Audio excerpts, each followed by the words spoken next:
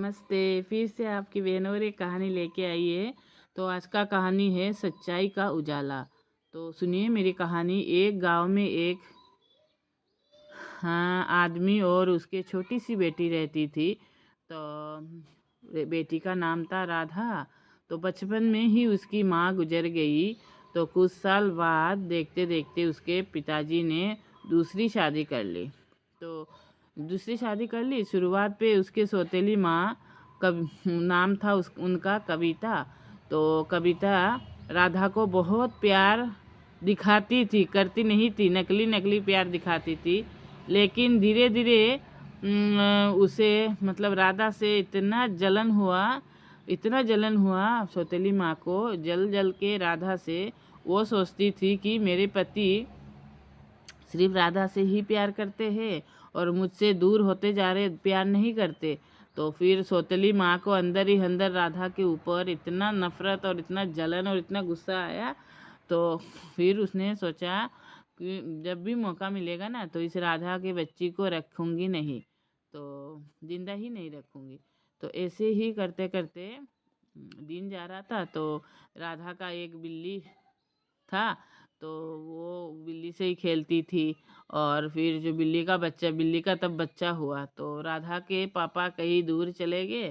तो गए तो तभी राधा की सौतेली माँ ने राधा को बहुत प्यार से बुला के बोला, बेटा और तुम एक काम करो, ये दूध तुम्हारे लिए है, मैं लेके आई हूँ, ये दूध तुम पी लो। तो राधा ने सोचा मम्मी है प्यार से दे रही है, पी लेती हूँ। लेकिन राधा के सौतेली माँ ने दूध में जहर मिला दिया था। दूध में जहर मिला के और थोड़ा सा ही जहर मिलाया तो वो राधा को दिया। तो दूध गर्म था। तो राधा ने क्या किया, छोटी है बच्ची, तो वो मतलब तो उसने क्या किया, 6-7 साल की बच्ची है, तो उसने दूध रख दिया। और तभी उसके जो प्यारी बिल्ली का बच्चा था ना, उसने चाट लिया। बिल्ली का बच्चे ने ये दूध चाटने के बाद तो धीरे धीरे बिल्ली के बच्चे को चक्कर आने लगा। वो उधर ही बीमार होके गिर गया।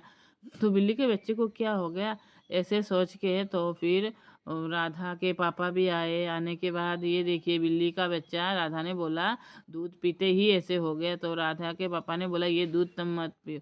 तो यही दूध और बिल्ली का बच्चा लेके गए। गांव में रहते हैं ना दो छोटा सा डॉक्टर ऐसे कुछ वो जड़ी बूटी का डॉक्टर, छोटे मोटे कविराज। तो उधर लेके गए। जाने के बाद उन्होंने ये परीक्षा किया दूध, और ये परीक्षा करने के बाद बोला, उन्होंने उसी दूध में थोड़ा सा मतलब और दूध मिला के चींटी डाल दिया, चींटी भी मर गई। फिर उन्होंने बोला ये परीक्षा करके देखा इसमें जहर है, जहर।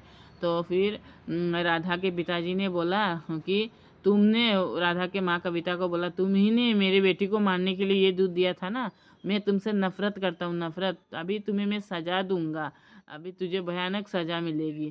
तो तुझे मैं अभी पुलिस के पास लेके जाऊंगा, भयानक सजा दूंगा।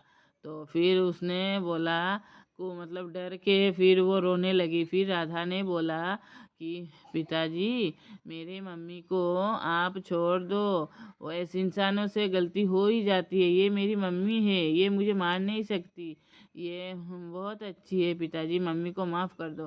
तो राधा पाँव पकड़ के उसके पिताजी को बोलने लगी। तो फिर क्या हुआ, फिर बोलते हैं ना जो लोग अच्छे होते हैं उनका वो होता है। फिर कविता राधा के तरफ देखने लगी और देख के फिर वो फूट फूट के रोने लगी।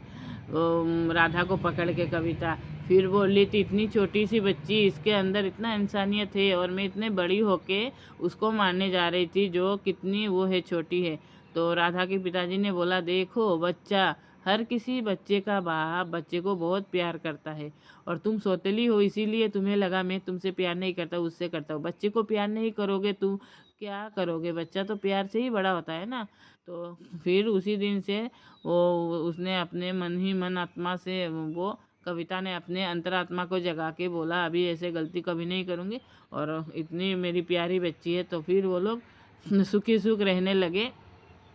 तो सीख क्या है ना दोस्तों, बुराई कितना भी छुपाओ एक दिन ना एक दिन सामने आ जाता है। शुरू से ही वो बुरी थी, उसको मतलब शादी करके आई वो इतना पसंद नहीं थी, धीरे धीरे जलन का रूप ले लिया। तो सच्चाई का बोलते हैं ना, उजाला अंधेरे को मिटा नहीं सकता, सच्चाई कभी मतलब जितना भी अंधेरा हो, लेकिन सच्चाई कभी मिटती नहीं है दोस्तों। और बदलने से नहीं, माफ़ी मांगने से नहीं, दिल को बदलना चाहिए।